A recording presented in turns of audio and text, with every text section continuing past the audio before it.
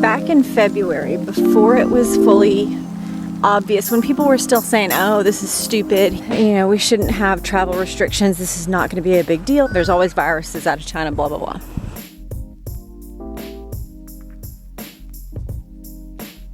I put up a message on Facebook and I just said, this is a time for us to look ahead, be prepared as mothers who are trying to provide for our family things that we will need so that we are not caught in the lurch later. And I suggested things like pinto beans, rice, pasta, potatoes, maybe, you know, stock up your meat freezer if you need to. I thought it would be like a 2-week quarantine if you or your family got the virus. And so I just thought, you know, if CDC comes in and tells me unless you self-quarantine, we're gonna have to section off your kids into hospitals or whatever, well, we're self-quarantining and we'll do it for a month. I don't care. So I shared that, and that's kind of my biggest input would be, it's kind of the same as what we did living overseas, which was be prepared for physical realities, be prepared for medical realities.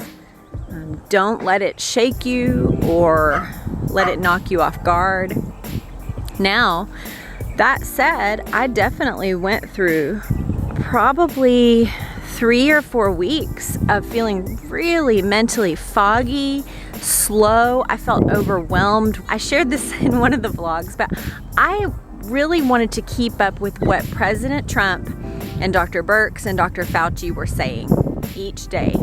I felt like I could make the best decisions for my family if I wasn't listening to conspiracy theorists and I wasn't listening to the political nonsense, because both sides can be just full of idiocy and hatred for one another. So I listened to Trump briefings daily for like a month and a half. Saffron, you are so adorable. Hello. For me, I wasn't particularly concerned one way or the other with COVID.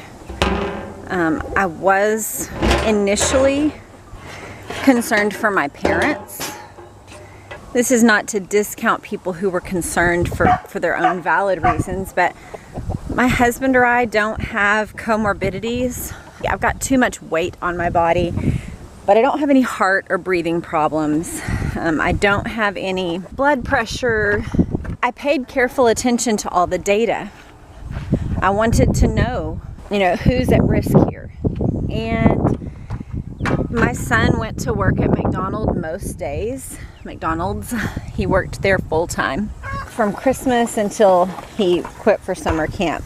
He went to work most of the time, so we had, actually when everyone else was in lockdown, he still was reaching out that window and handing food to people, and everyone was not even in possession of masks back then, so that was probably our highest risk moment. My general thoughts were, if we get sick, we get sick. And none of us have comorbidities, and so it would actually probably be better for us and for everyone around us if we just get sick and get it over with and get our immunity. That did not happen. As far as I know, we have not had COVID. I have not seen those kinds of signs. But if I did, then we would self-isolate, and that would be that. I shared in a former vlog that we lived in China. I do understand China. I'm definitely not like an NSA. I'm not a national security type understanding of China, but I do think I possess a good picture of what China is like. And I would say that there are some very strong dangers from China. I ran out of memory card. I actually wrote down a list of some of my concerns about China. This is not even, I haven't like gone back through things I've been reading. I haven't looked at any books or lists. This is just off the top of my head. But I want to do a very quick list of why I think China is the bigger threat than COVID. So COVID, just to finally wrap up that loop before we get into the China loop, I just want to say that it is a serious disease. I do not want to minimize it. It has harmed a lot of, especially of our seniors. I hate that it disproportionately affects certain groups like African Americans, and I think it's important that we keep studying. I think that's the biggest thing that I've taken away from the data, is that as the data comes in, that we just learn as much as we can, and if possible, adapt our behavior or our medical decisions or our eating and lifestyle decisions. If people believe that masks and social distancing is what's going to do it, or taking up running and getting your heart and your body and your cardiovascular system in better shape, we need to do the things that promote health and well-being. I feel that that's the angle that we are taking. Here is why I think the greater concern is China. Okay. Number one is just that they are ethically atrocious. In almost every area, they have shown to the world again and again and again for decades that they have no ethical problems doing anything at all. They are a significant rung in our supply chains. Not so much for food, thankfully, but other things that we depend on. The masks were a simple example where we all were like, there's stockpiles of these, right? We're fine. But actually we find out that we only have maybe a month or 6 weeks worth of supply chain before we run out. That's the dependency of our system on them. Number three, they have positioned themselves as a cornerstone for the world. So now many countries are dependent on them, which isn't a bad thing necessarily, but what it does mean is that more and more people can be economically induced to listen to what China has to say, even when they know that China is going about something unethically, in a way that's going to harm other people. There is just more potential for abuse of that power because China has authority and influence in a lot of the world due to the fact that a lot of the world depends on them for various products.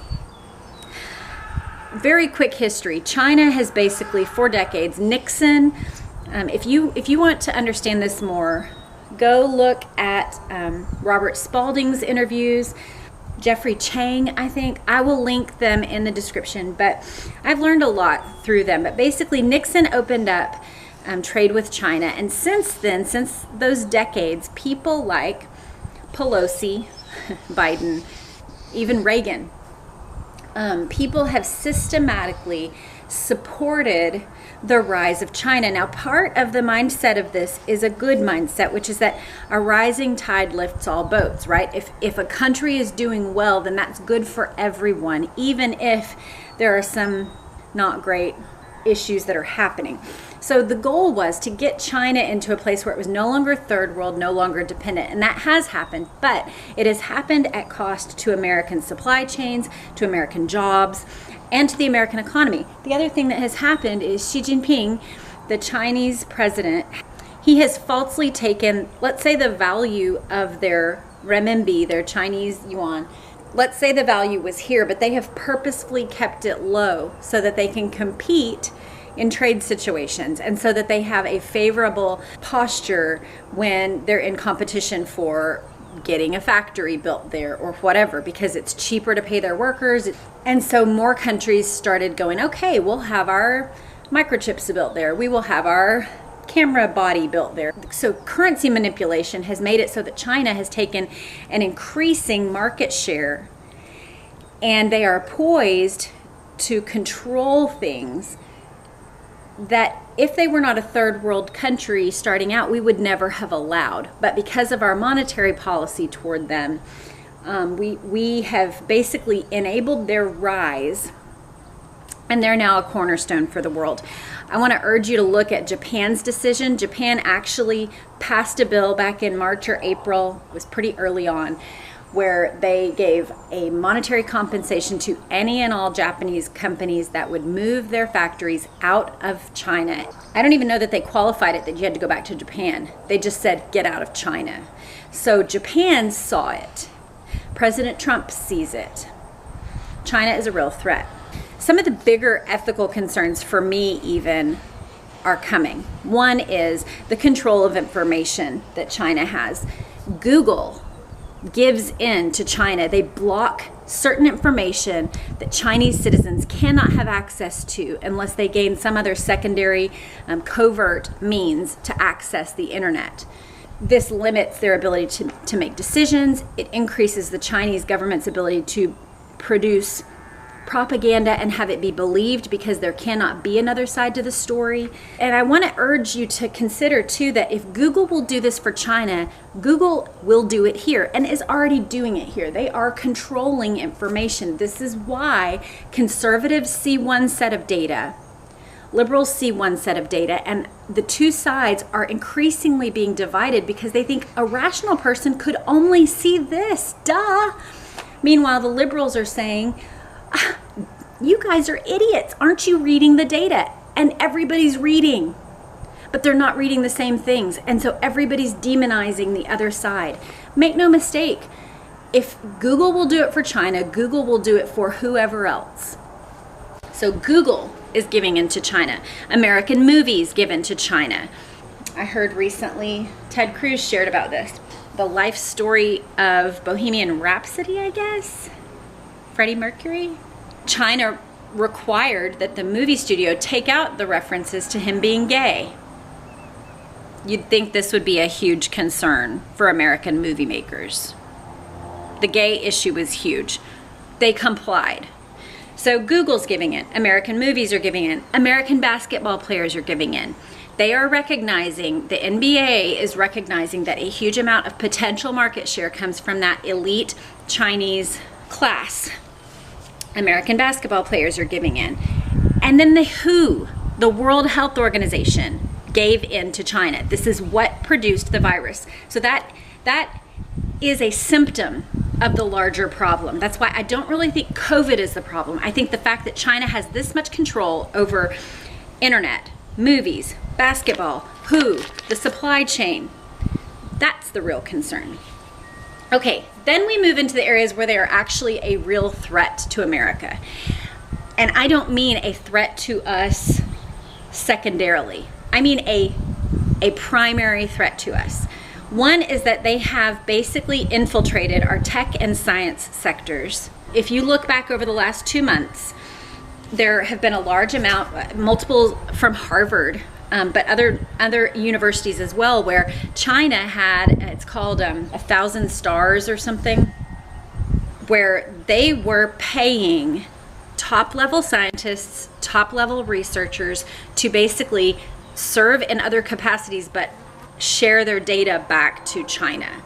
So their theft of tech, their theft of scientific data is concerning. The next thing I would say is they are working toward 100% surveillance. If you talk about George Orwell's 1984, China is not there, but nearly. They have bugs everywhere. When we lived there, for the better part of 2006, we lived in China. And back then, our apartment was bugged.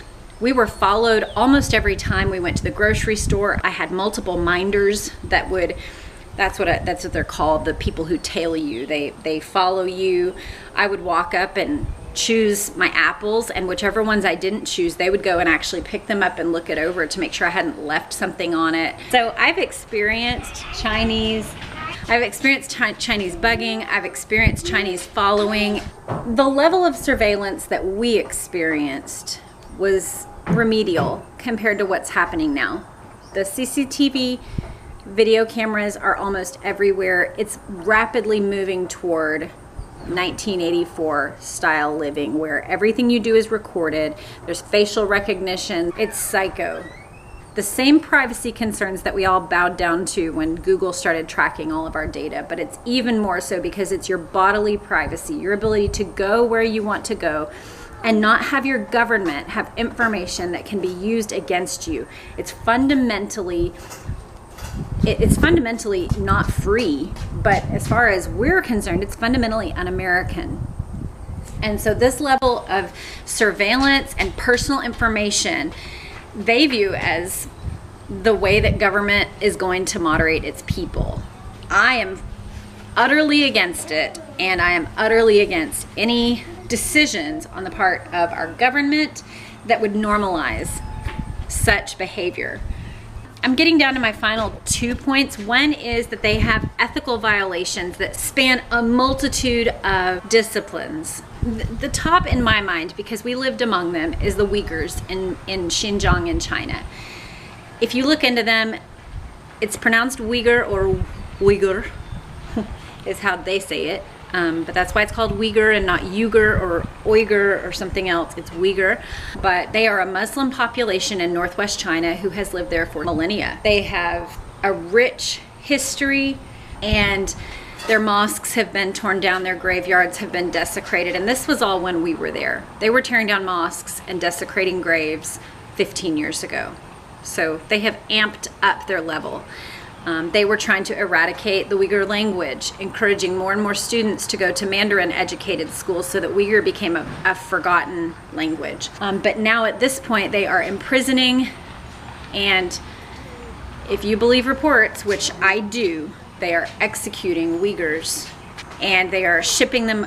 To other provinces, away from their families. They are moving in Han Chinese men to sleep with and become the house father with Uyghur women and their children. It is wicked what is happening with the Uyghurs in China.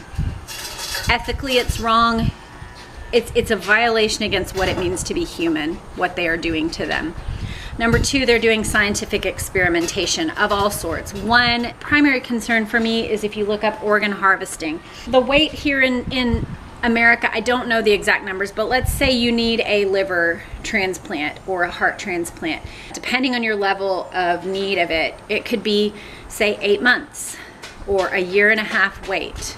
If you know you need this organ, they know, okay, based on your life, age, and gender and all these things, it's going to be about this long of a wait, because they just know that there's going to have to be a car crash or somebody who's an organ donor that makes that a potentiality for you. In China, the wait list has been reduced until where there's almost no wait for most organ donations in China.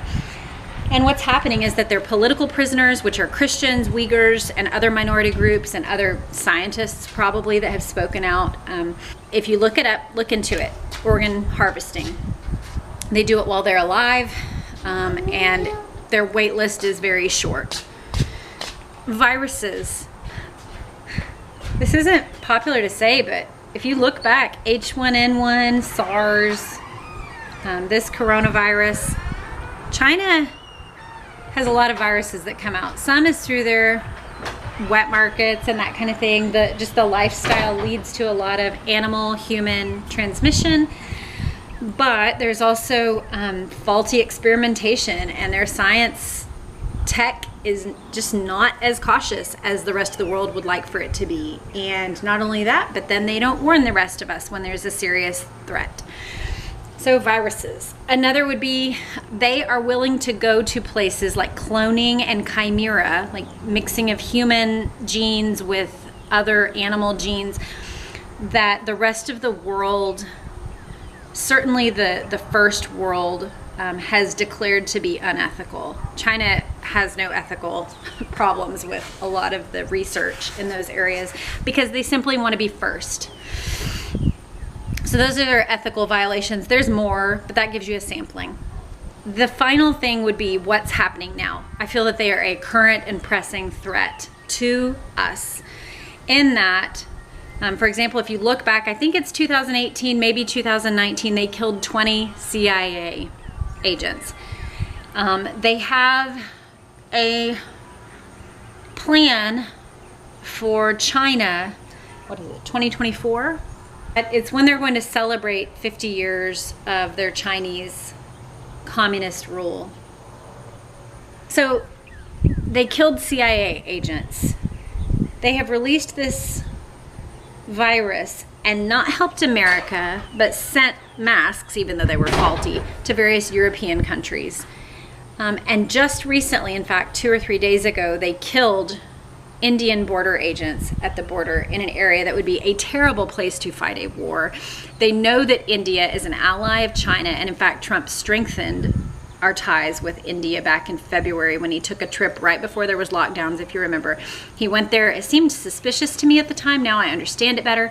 But basically, he understood then that China was at risk and that we needed India as a strong ally. So he went to make sure that I think that that relationship was strong. But India is nuclear. China is nuclear. They have had historic clashes. China has now provoked clash. Listen, you don't have border agents kill other border agents unless you are trying to provoke. You don't kill 20 CIA agents unless you are trying to provoke. So we should ask ourselves, what benefit would there be to China trying to provoke? They have built up their military strength. There's an eagerness on the part of China to flex its muscles. I think they are testing and prodding. If you've ever seen the movie Signs, where the guy says, the thing you would expect to find before a great military clash would be the testing of weaknesses. I think that's what China is doing right now. And it feels to me that there is a coming clash with China.